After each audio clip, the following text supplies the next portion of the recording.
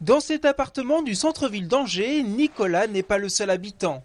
4000 autres occupants un peu particuliers vivent aussi dans sa cuisine.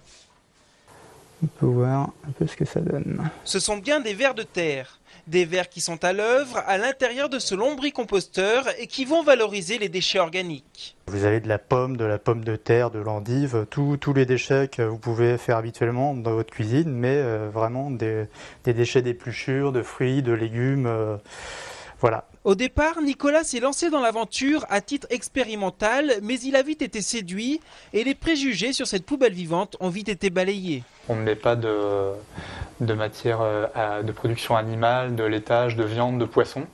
Donc il n'y a pas de fermentation qui peuvent donner lieu à de mauvaises odeurs. L'odeur qu'on peut constater, c'est une odeur d'humus, une odeur de sous-bois en fait.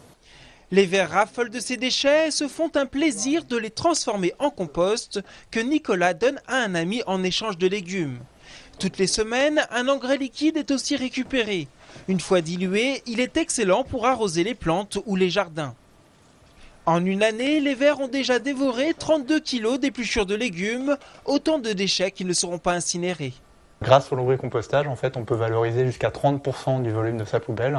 Et si on l'associe au tri des déchets, qui est un autre geste de réduction des déchets important, on peut arriver jusqu'à réduire de 70% le volume de sa poubelle.